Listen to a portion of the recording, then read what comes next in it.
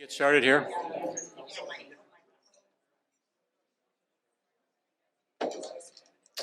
Well, good afternoon, everyone, and I want to welcome you back to session 2. My name is Michael O'Connor, and I only have one disclosure. I have to apologize to my 88-year-old mother because I failed to bring something green to wear today. Yeah, and at least I got a shirt and a tie, so I got that going for me. I want to disclose also what a privilege it is to introduce to you our first keynote speaker of this conference, and I'm referring to the museum director, Jason Hexton, here on my right. Jason may wince a little as I tell you that he holds an honorary Doctor of Osteopathic Medicine, which was awarded to him in 2014 for his many contributions and really dedicated service to our profession. This honorary degree is only one of 6 in the osteopathic world, and it certainly complements his many other achievements in education, master's degrees in education, humanities, counseling over the course of his career. Now that said, Jason's significant achievement as far as we're concerned is his service as a distinguished director of the Museum of Osteopathic Medicine at A.T. Still University in the Mecca, aka Kirksville, Missouri. Now this museum was founded in 1934, so it's been around a while before Jason took its helm in 2001. And it's no coincidence that this Museum of Osteopathic Medicine was recognized this past July with an accreditation from the American Alliance of Museums with the highest standard of recognition that a museum can receive. And to give you some context, out of the 33,000 museums in the United States, only 1,000 or so of them have received this distinctive accolade. And in fact, the American Osteopathic Association, right up the road here, recently recognized Jason's leadership and the museum with a Shining Star Organization Award for its work in promoting the osteopathic profession worldwide.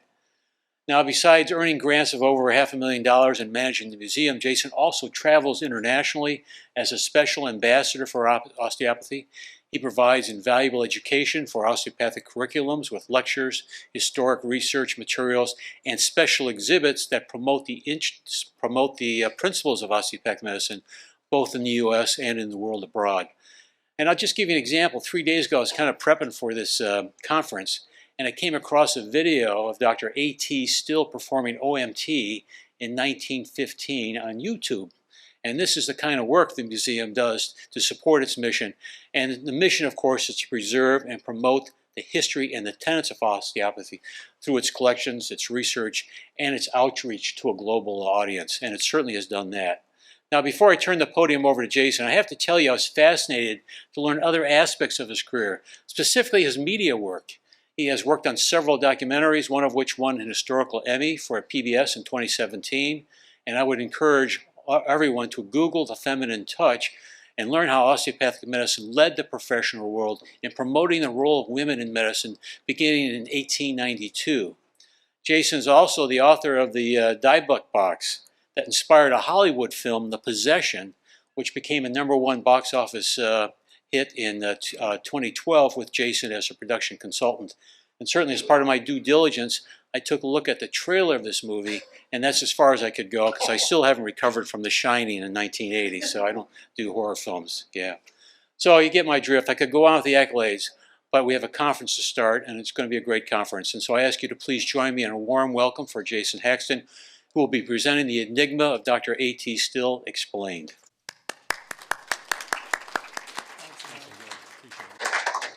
He's amazing, isn't he? He'll be celebrating his Irish heritage tonight, I bet. I did not wear green. I thought I'd look more professional in black. So some of you have seen me because I really love this group. I think the anesthesiology physicians are the most fun people to hang out with, probably because most of the time your patients are out. So when you get a chance to talk, you do. And you really have a great sense of humor.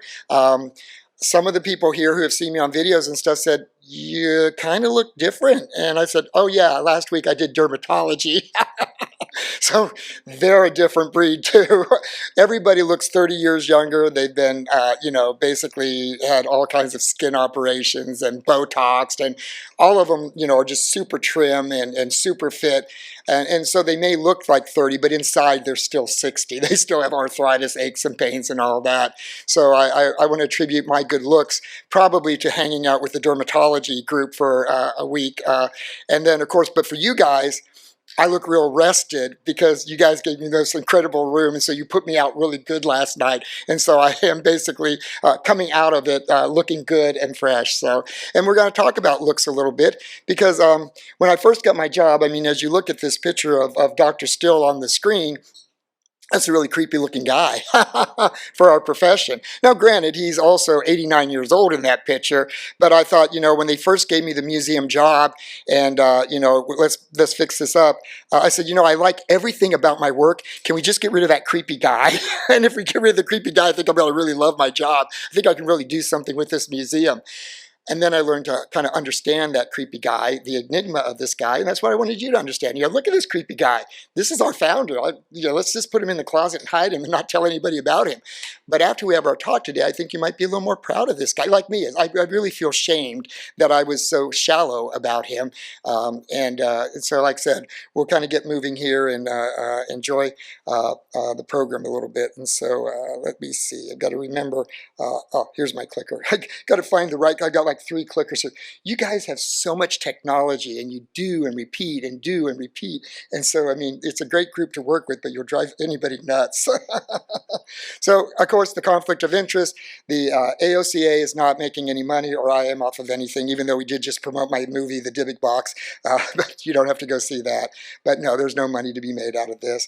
Our objectives, we're going to understand Dr. Still's, you know, his ailment. He has physical issues. That's kind of why he looked the way he did.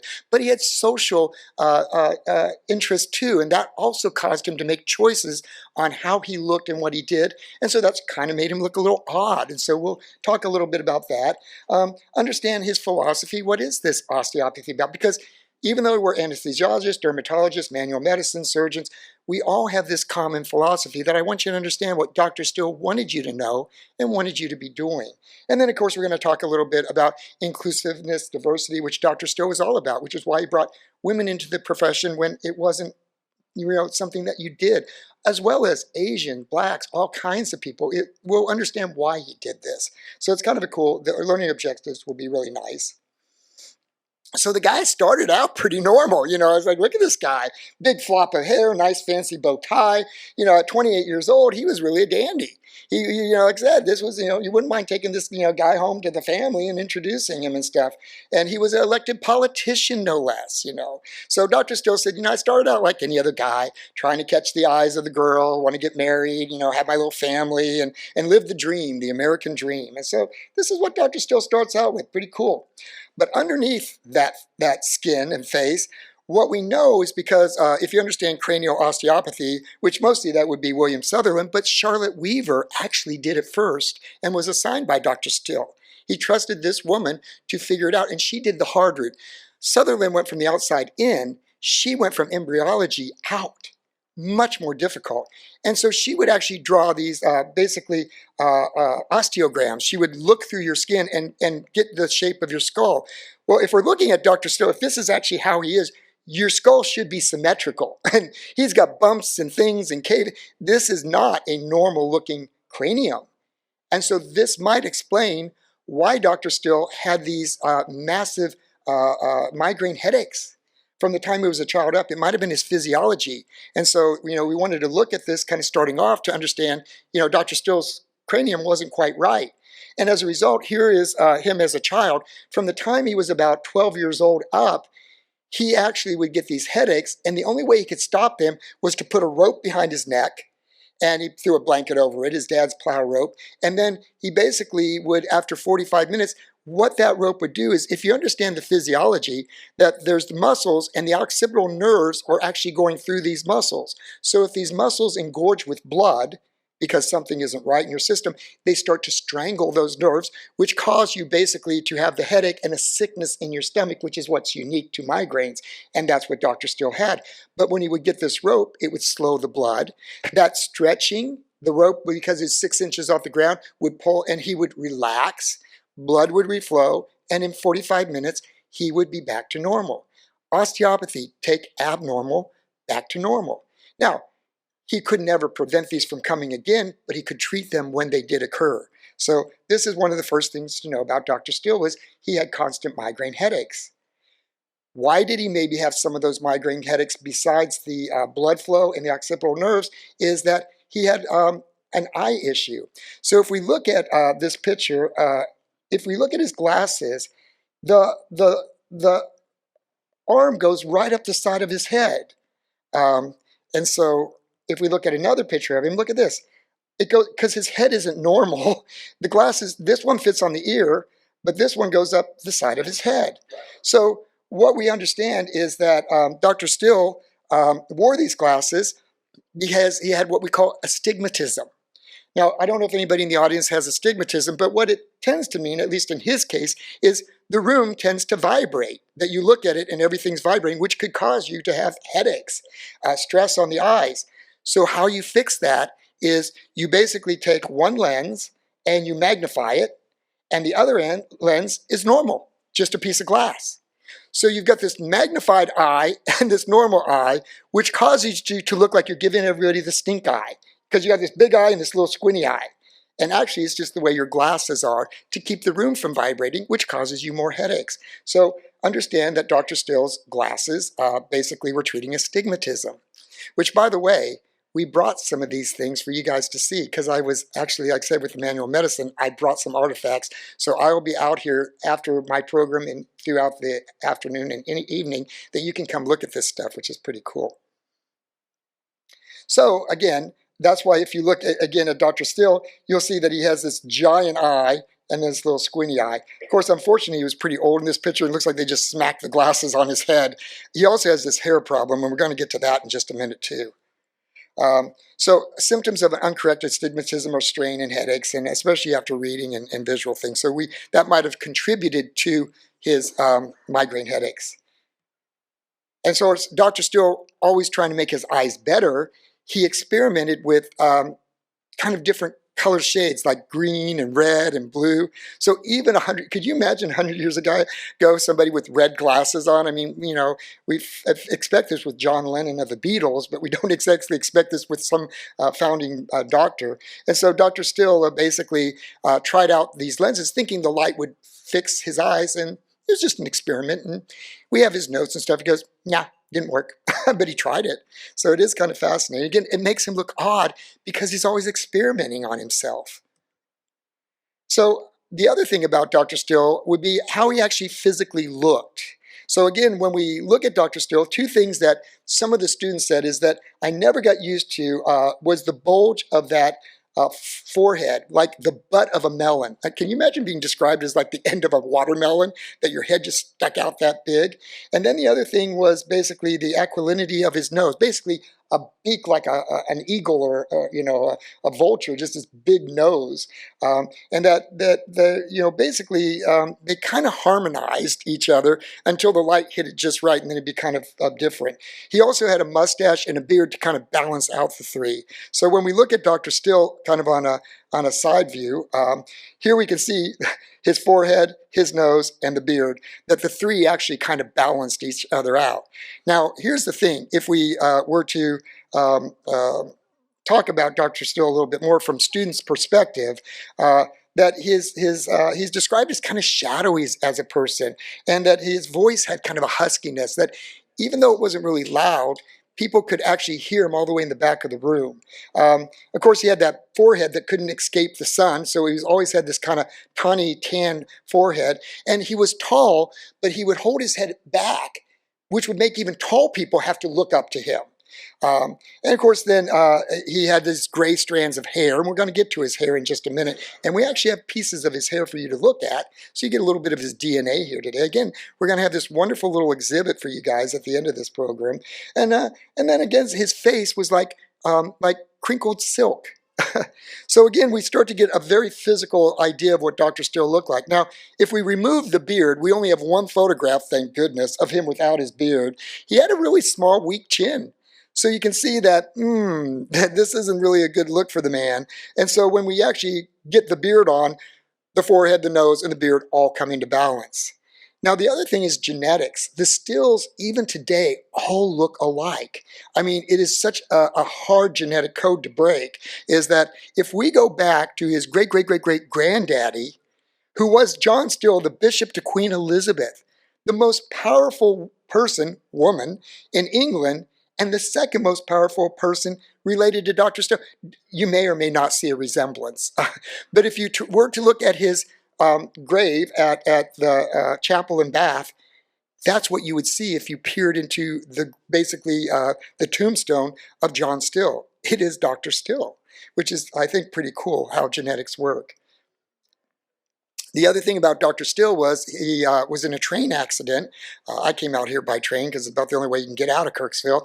And of course, his back was so twisted and hurt from this accident that he basically, when he went to the AOA conference, the national conference, is like, I cannot shake anybody's hands because they'll basically tear me apart.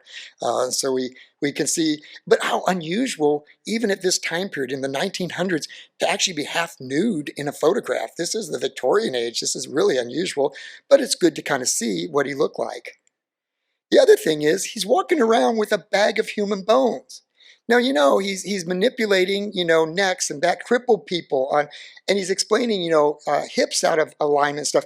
So how do you explain this? There was no x-ray. There was no way to really show people. So he just carried bones and then he would demonstrate us here with a femur and a pelvis what he was going to do, what was wrong and what I could fix, what's abnormal and what we're going to take back to normal.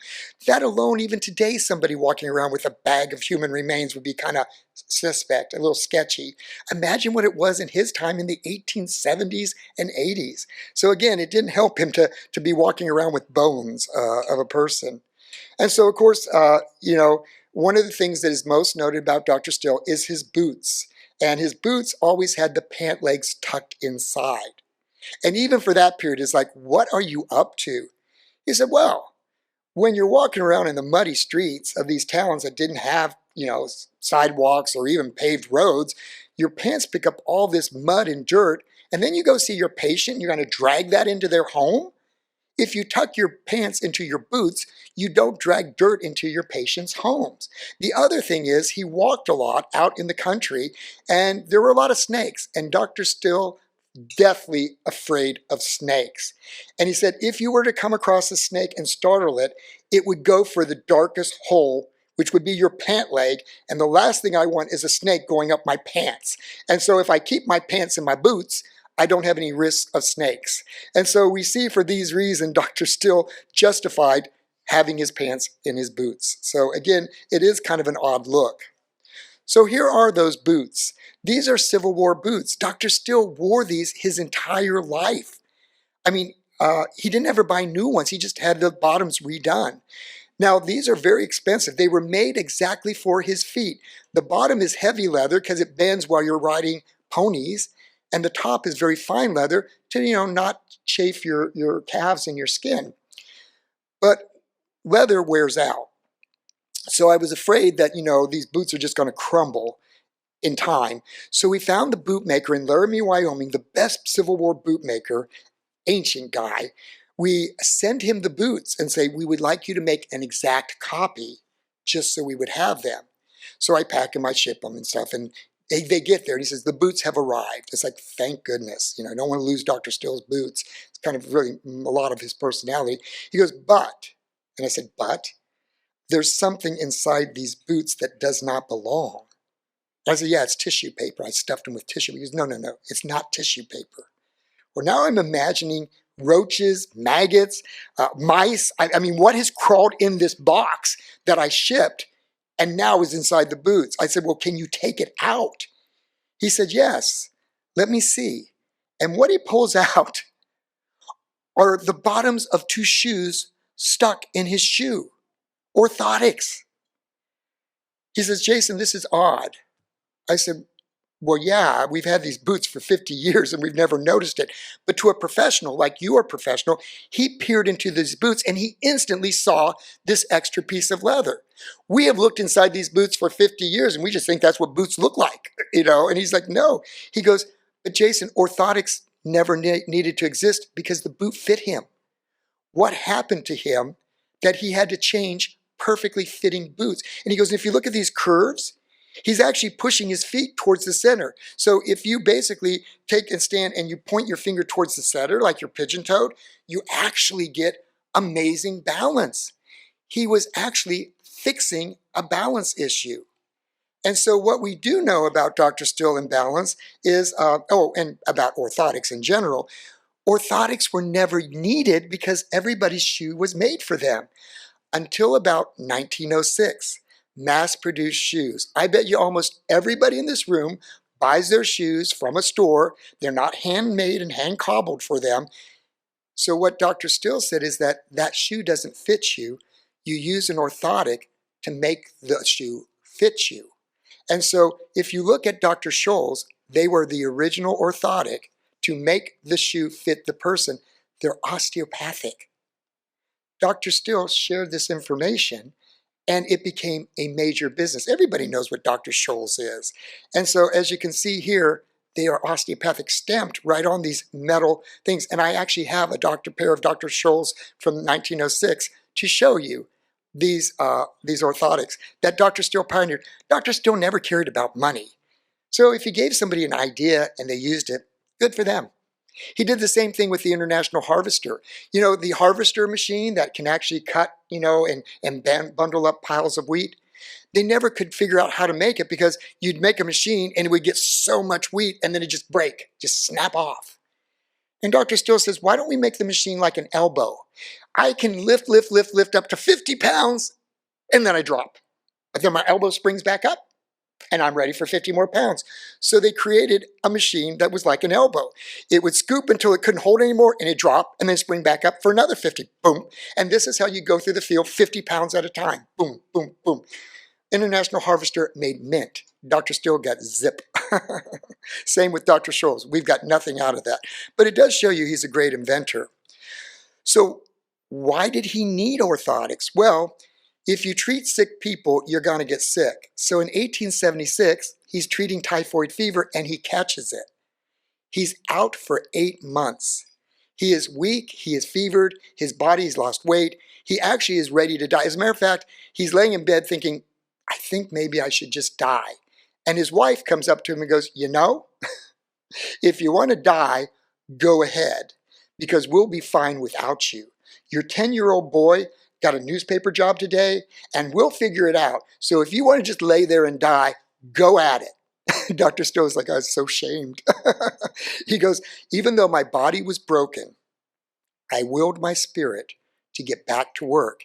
And what we find in the passage is that he was so weak bodily from this illness of 8 months of not working, not being able to eat, and fevers, that he really had no abdominal muscles or strength. And so he started using a stick so he wouldn't fall over. So by putting the orthotics in his boots and pitching his feet towards the center, he got better balance, and with the stick, he could get back to work. By the way, kids that are pigeon-toed actually make the best athletes because they're locked in place. They can pitch, they can bat, they can basically block. They basically end up being the best athletes because you can't knock them over. And then they grow out of it and they're still a good athlete. So it's kind of funny how pigeon-toed actually works with people. So anyway, now we understand what the stick is all about. So here's Dr. Still with a walking stick. And here's Dr. Still with another walking stick. And here's Dr. Still, because after that incident in 1877, before he even started school, he always had a stick so he could be balanced better with his boots. And why he always wore those boots? Because it kept him from falling over. It was a treatment. Now, remember I told you that the Still look is very genetically strong? This is his great-great-grandson, Patrick Laughlin. So he comes through his daughter Blanche, so his name's not Still, because obviously Blanche gets married and takes on the Laughlin name. So Patrick Laughlin here is a dead ringer for Dr. Still. And all the students, once they know that you need something, like they know that if you like pigs, then everybody gives you pigs, or if you like zebras, then everything you get is zebras. Well, they all knew that Dr. Still needed a walking stick for balance. So all of his students would give him sticks. He had thousands of them, each from each person, and he pulled them out, and they were like a little museum. He would talk, this is ebony with a gold cap from Mrs. Patterson, and this is a little foot one that came from Mr. Bigsby. So what we find out is, and this one's a piece of a cactus, and this one is from the Philippines. It's basically different mahogany wood. So what we find from Dr. Still is that he had all these different sticks. And the family just gave us this set of them recently, of his most treasured ones. Kind of fun. So now we start to understand the walking stick, the boots, the glasses. We're going to get to some more stuff. He had a hernia when he was in the Civil War. He went in a charge at at a battle in Kansas City, and basically his horse fell on him, and he could not get his horse off of him for over an hour. And so it caused damage, and he got a hernia from that. So he had a little belt with like a little knot, and he tightened his little, and he's just like pushing that gut back in. And so he's wearing his little hernia belt here in this picture. So again, just another ailment of Dr. Still's. Dr. Still did not advocate underwear. We actually have a note where he's telling a student that she's wearing bloomers and they're kind of tight and cutting off her circulation. He goes, I can tell you how to fix that. So the things we find in our museum papers, that Dr. Still probably was basically going freestyle. So the other thing is, look at these clothes he's wearing. These actually date back to the Civil War. See, the thing is, they were clean. He washed them all the time, or at least his wife did. But they were the same clothes, because why buy new clothes? They fit you like a skin, kind of like boots. Why do I want new boots that pinch my toes? If I have these boots that I'm used to, then I know when I'm doing treatment and I'm using my boot and my toe, I know where I am. Same with my clothes. If they fit like skin, I know what I'm doing because it feels comfortable. So Dr. Still always wore the same clothes, but they were clean, because that would give him money to give to the poor. He spent so much money on the poor, his family put him on an allowance. It's like, look, old man, you're giving away money, you can give away this much, and that's all, every week. So he had his given away money every week. And we'll get to also where that money used to come from, which is kind of cute. So we kind of know about basically the walking sticks, the boots, and things like that, and why he wore the clothes he did. Now that hair, oh my gosh, it's a mess. It's always wild. Well, if we look at the hair, the reason his hair looked that way is to save money. That's $5 that a barber would have cost, that he could give to a poor person, somebody who needed treatment and to go back home. He basically is, if we look at this picture, this man, this is Hugh Russell. Look at those sideburns that Hugh has. Anyway, Hugh Russell actually became the physician for the Rockefellers, the most basically wealthiest family in the United States. That was his doctor, and he was a neighbor to Dr. Still. And so what he ended up doing was he would cut Dr. Still's hair, but he wasn't a barber. As a matter of fact, he did such a hack job that Dr. Still's son Charlie says, my gosh, we're letting you do this and putting a good barber out of business.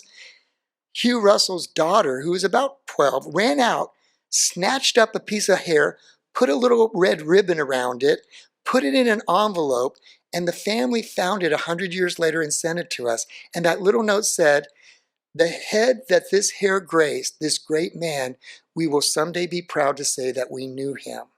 And I brought that note and that lock of hair for you guys to see. So again, his hair, if you let your friend cut your hair, trust me, it's going to look like Dr. Still's hair.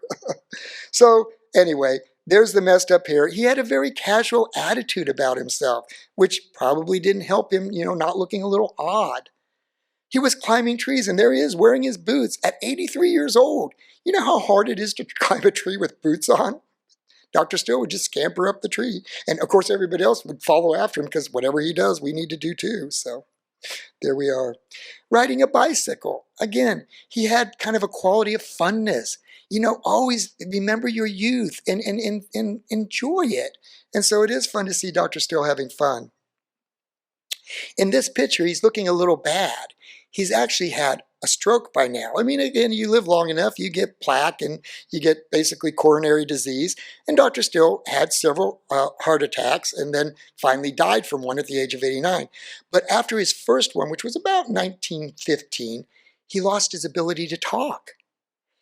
When we looked at this picture, I was showing somebody this. He collects what we call watch fobs. Watch fobs are little tokens. They might be a little lucky penny or a four-leaf clover that you would wear with your watch, a little good luck charm.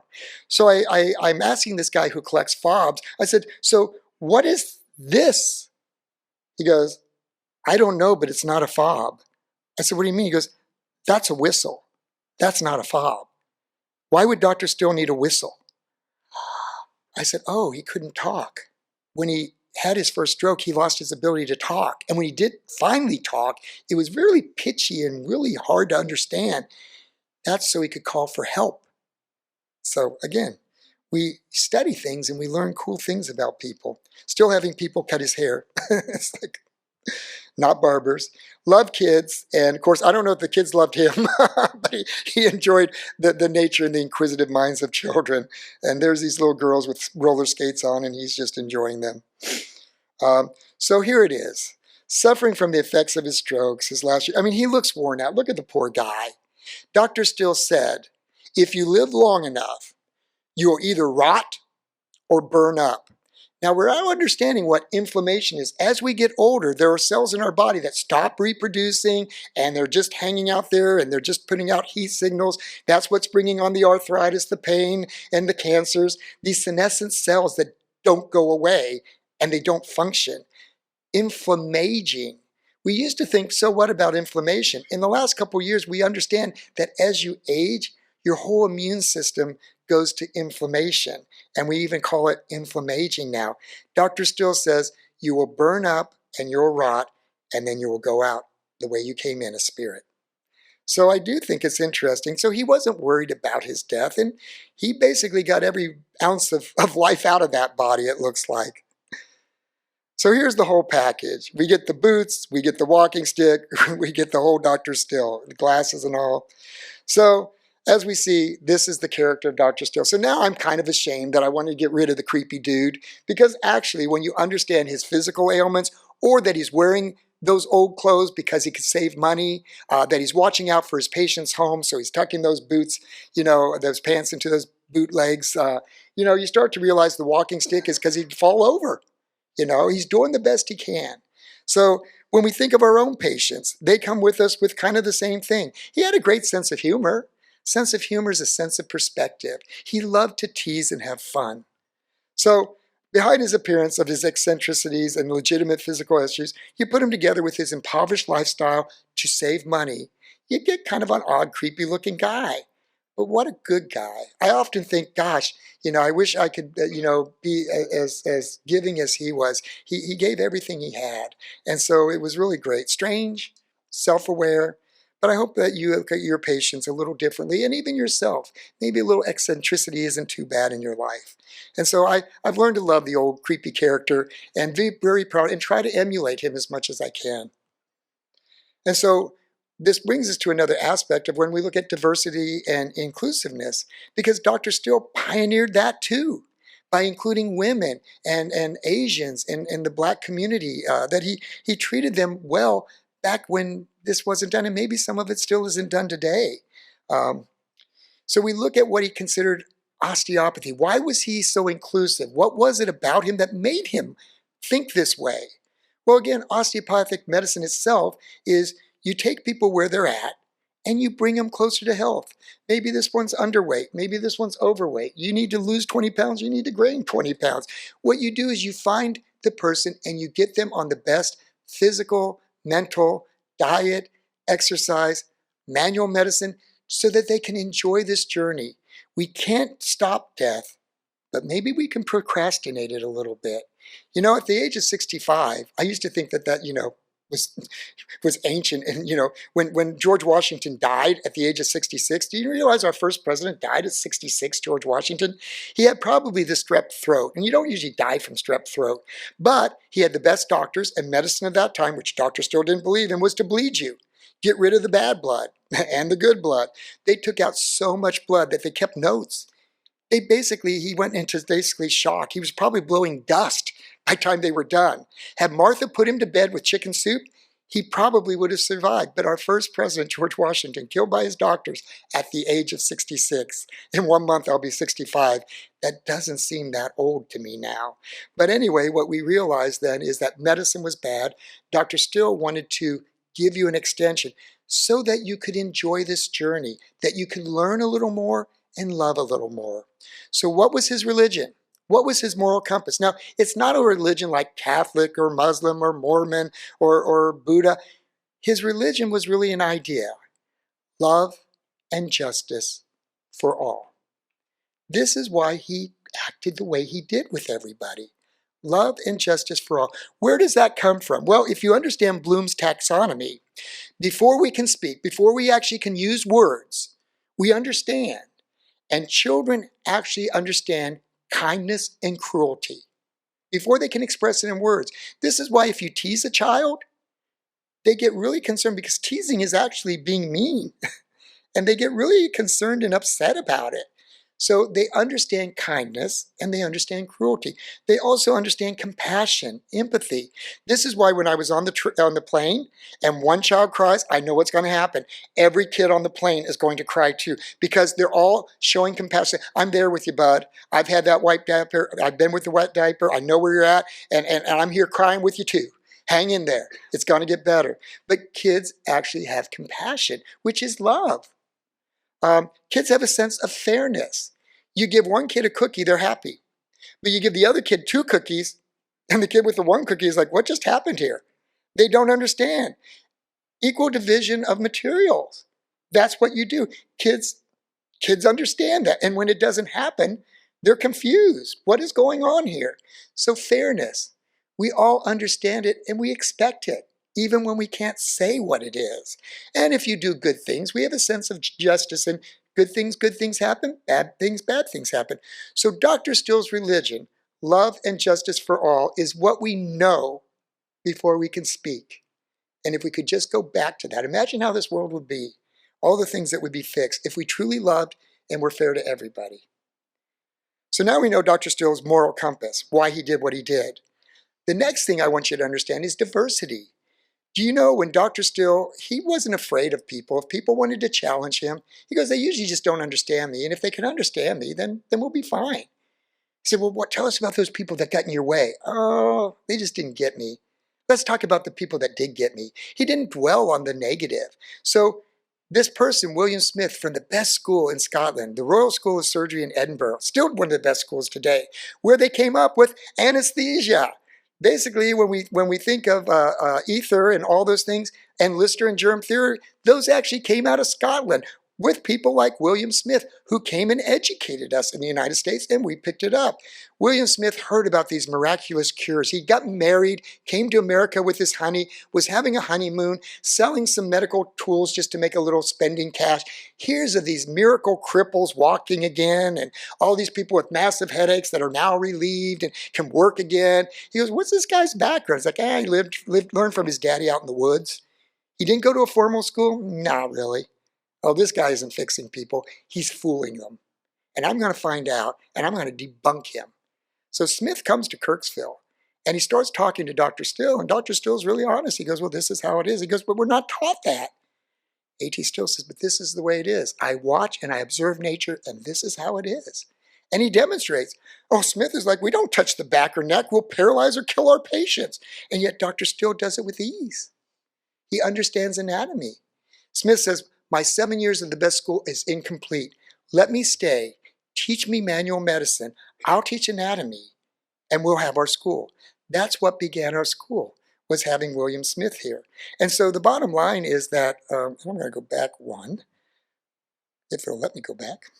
What we have is Smith actually did all types of things. The X-ray was finally invented by the Germans. They always fix things. And so he was able to actually inject mercury in beeswax and take an X-ray, and we saw the first circulatory system in the world because of William Smith.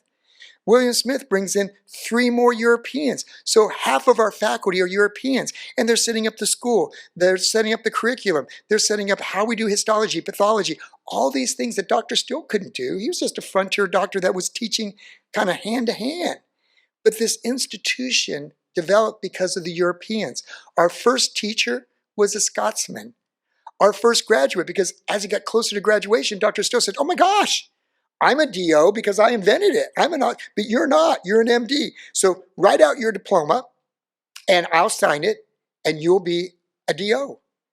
So our first DO is a European. Our first teacher is a European, and they set the footprint of the best institution, which is why today, 25% of anyone who wants to become a doctor will end up at an osteopathic school. There's 62 of them. And in a few years, probably 30% of all doctors will be osteopathic physicians. From one guy 130 years ago that everybody thought was nuts to coming towards 30% of the profession. Pretty impressive, because he did what was right. He was honest. So he welcomed the Asians. I'll be going to Japan at the end of June because osteopathy is all over the world. It's in Australia, it's in England, it's in Syria, it's in Persia, it's in Iran, it's in Russia. It's everywhere because Dr. Still said this is for not just the United States, but for every people. And a school that comes together, that's international, will be how this is going to survive and work. And so Dr. Still was pretty cool about inclusiveness. But inclusiveness included the Black community of Kirksville.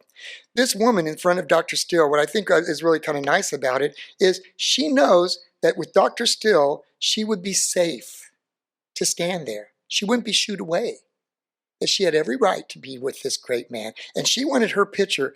We don't know who she is, but she's forever immortalized with Dr. Still. And that's the way he was. He liked all people. Love and justice for everyone. And so they build this huge institution from this little shack of 21 students. We have 600 students within a couple years. Everybody wants to do this. This is why we've grown so big. That school was built by the Black labor in Kirksville. The bricks, the mortar, the framing, all that was done by Black labor. What ended up happening in basically 1895, when the school was built, of course the town celebrated, but what ends up happening is Dr. Still invites the next week the entire Black community. He opens his brand new, beautiful school to the Blacks. With Dr. Still, he could do whatever he wanted. He said, look, you guys built this place. I want you to use it. There it is in the Journal of Osteopathy. Now, there's not as many of you as I thought would come. So you tell your friends, this is for them. They're afraid. You tell them that this is for them and to come and be treated at this institution. We also find that when we think of the Booker T. Washington, when you think of Cook County, here we are in Chicago. We're going to go on sightseeing down in Cook County later to find out, to see where Dr. Still started his clinic. But what I'm saying is his students went and realized how poverty was even then. And it's got not much better now. And they treated the women, oops, got to go back one. They treated the women and the children in the afternoon and morning hours, and they had late night hours for the men who were working. They were emulating Dr. Still's love and justice for all people.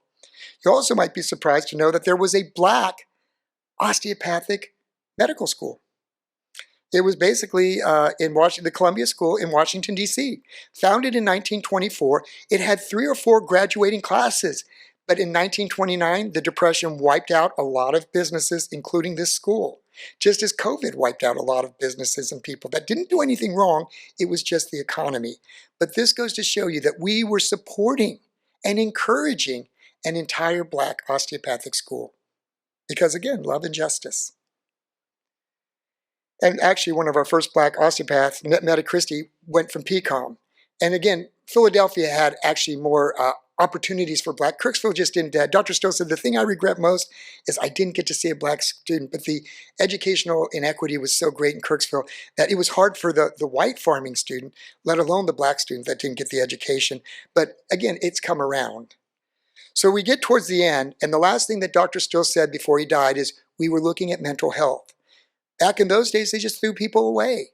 Dr. Still says, through diet, socialization, by doing exercise and working with people and giving them back purpose, we can help people. Some people poison themselves. With photography, you're using cyanide. That metal was leaching and going in their brains, and they were going crazy. So a lot of the photographers are crazy. Kind of like what we call the Mad Hatters.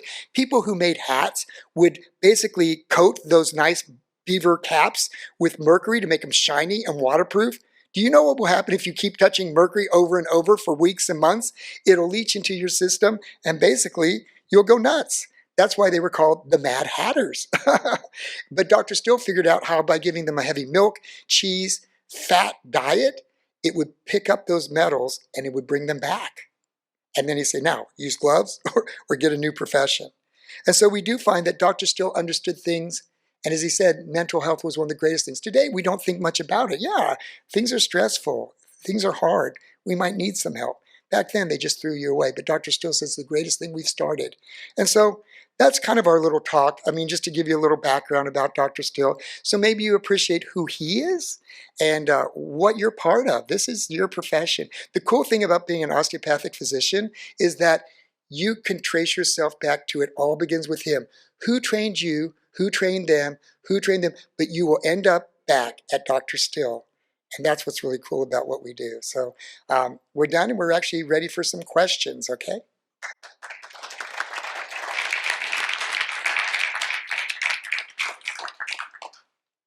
Thank you very much, Jason, for an inspiring lecture. So if you want to ask questions, approach the podium. Let me just break the ice, though, with a tough question. And I'm interested in Dr. Still's remark in 1915, where he said the risk of compromising with medicine, it will doom osteopathy as a school that could incorporate all natural and biological healing arts. And I thought of this when I read Barbara Ross Lee's, she's a former dean of the OU Medical School. When a minority adopts characteristics of a majority in order to decrease the acceptance, increase acceptance of the U.S. healthcare system, the minority becomes indistinguishable from the majority. In other words, we risk diluting our distinctiveness. I would still agree with that today, or particularly I think about the ACGME and affect the way our education is trained. Well, I think that's a great question, Mike, because what we find out is, as Dr. Still says, the more we put in of medicine, the less room there is for osteopathy, which could take care of all the natural. And so I think that's what he's thinking, the natural healings, which a lot of things we're leaning towards. Instead of taking a pill, why don't we work on our diet and our exercise and our mental? What I'm saying is those things are natural, that the more we do natural, if we dilute what we are, then we lose our identity.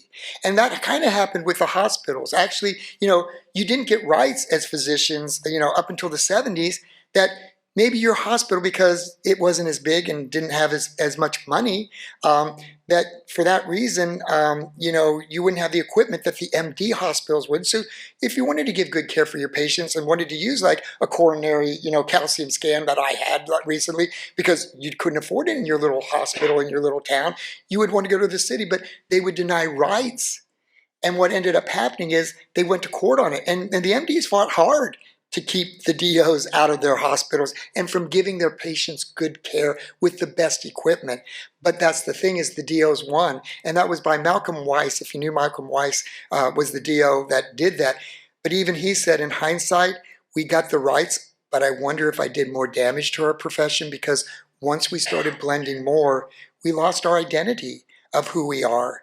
And I think it's hurt us. And so, but I also tell Malcolm, if you didn't do it, someone else would have. But it is, things do change. And that's what Dr. Still says. We're progressive. It's okay to change. But if we change too much and move away from the things that work, that are natural, and want to fix things, I'm sorry, but I can't get away from the TV that every 15 minutes there's a new drug I've never heard of. And half the time I don't even understand what it's treating, because they give you this word and then it's like, and these people are smiling, walking around, then they tell you all the side effects. They're like aneurysms, heart attack, and all this. And probably I find out that somebody had like, a little hairy skin or something like this. I think I'd live with that. But the bottom line is there are so many more drugs. And what I think what Dr. Still is saying is, let's focus to what we can do, because our osteopathy is a belief in our body, and if we treat it well, it will function the way it is, a machine, a biological machine that's repairing and fixing and growing. But if we put the wrong things in it, like we put the wrong gas and fuel in our car, don't expect it to work. And so I think we lose what is the best of osteopathy because it takes time. And medicine doesn't have time. It costs too much. And students have, $250,000, $500,000 in debt. So if they can see a patient every 10 minutes versus one in an hour, yeah, the one who would be seen for an hour would get much better care, but we can't afford it. And so we've gone to the quick fix. And I think we've hurt our profession, and we've kind of hurt our patients. Barry, I'm sorry, you had a question? Sure. Thank you. Jason, good to see you. Thank you for the interesting presentations, very, very dear to me, and congratulations to you and your staff on the museum accreditation. I wanted to kind of, your last comment was we all are somehow related to Dr. Still, and this college has a very special connection to Dr. Still with Crawford Mile Esterline. You're one of the founding members. It was the American Osteopathic Society of Anesthesiology when Dr. Esterline was a founding member of it. Yeah, son-in-law, married to Charlie's, well, grandson-in-law, whatever, married to Right. Charlie's daughter. Absolutely. So he did marry Dr. Still's granddaughter, and they were both longtime staff at the Kirksville College. So Excellent. any I don't want to change the subject, but do you see much about early osteopathic anesthesiology as times changed after Dr. Still passed, when surgery was becoming more embraced? Have you seen much about anesthesiology at Kirksville? Again, we have really good anesthesiologists. I think of Tony Smith. If some of you might know Tony Smith, she might have just recently retired. She was down in Florida, but she was one of our instructors and stuff, and one of the best in the profession, in our opinion. But what we see is I've actually brought from 1957. Basically a schedule and program for your organization.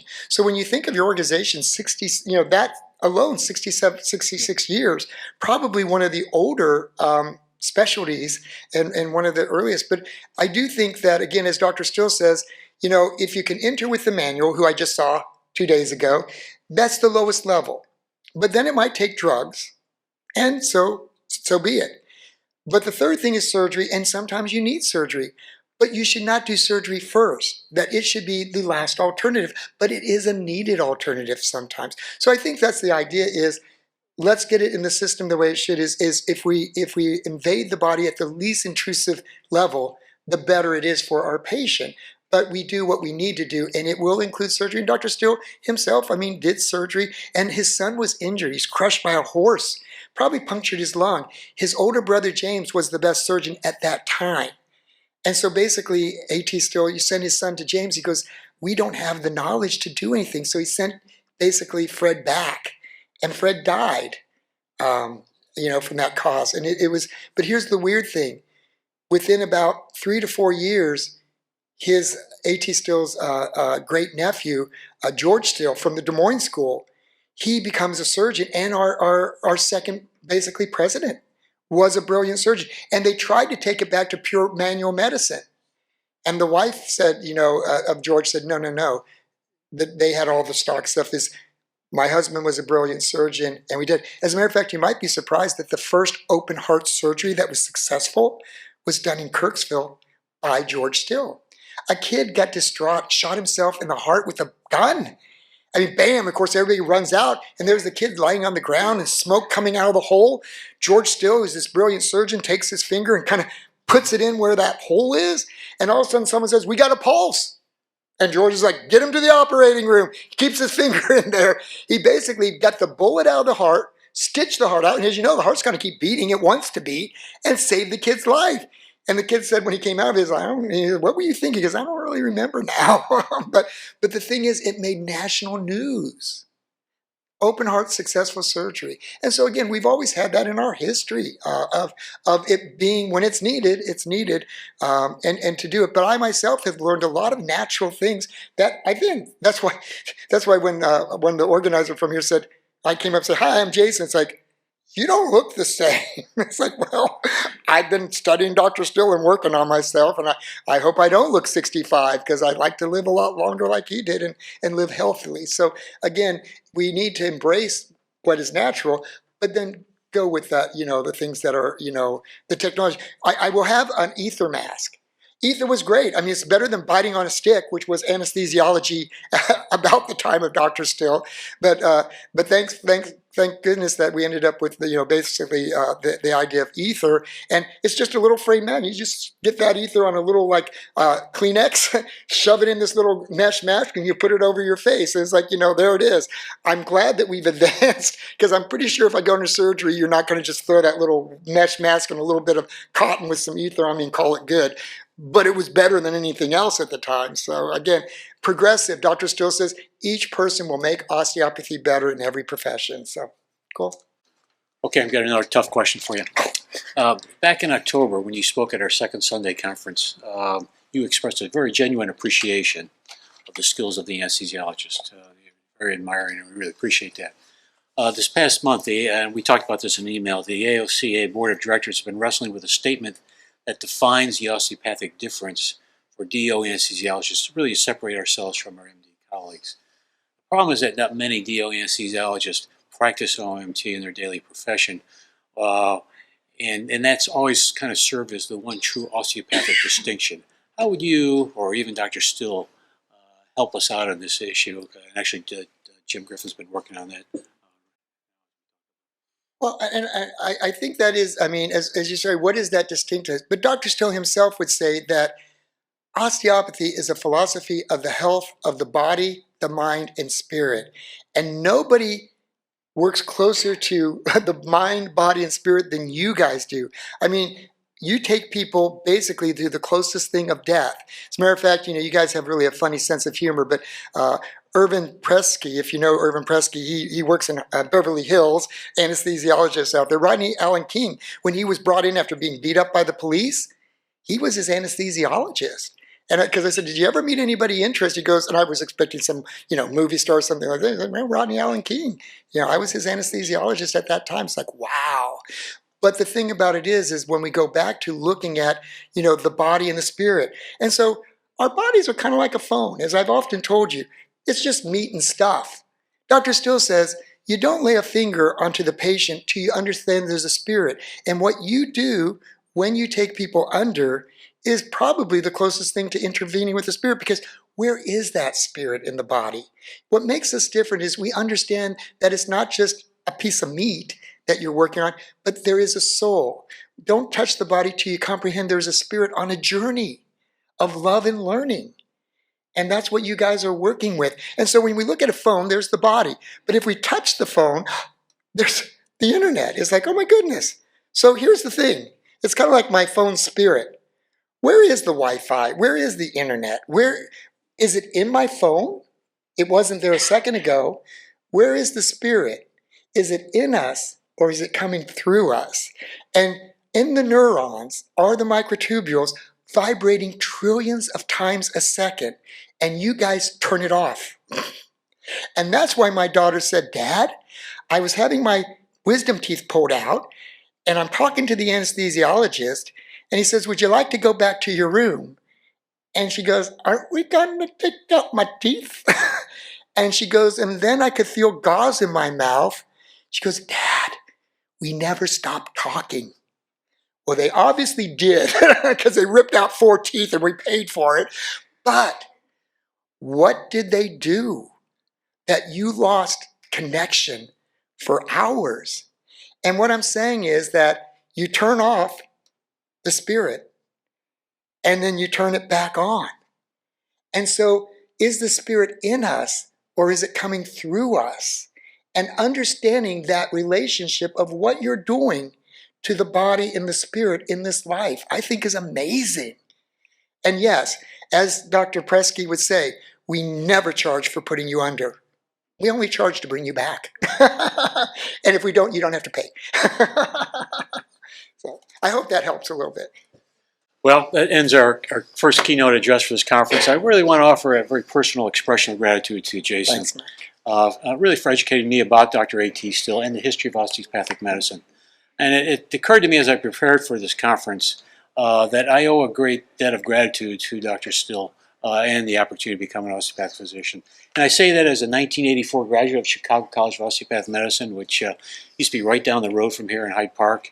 But I have to say I don't recall a conference, unless I skipped it, or let alone a course on the history of osteopathic medicine that really informed me about the founder, as well as the extraordinary obstacles that our profession overcame so that all of us in this room today could be fully licensed as physicians in the U.S. So thank you, Jason, so much for educating us and for your work that contributes to elucidate the great legacy of osteopathic medicine. And I look forward to visiting you at the museum as well.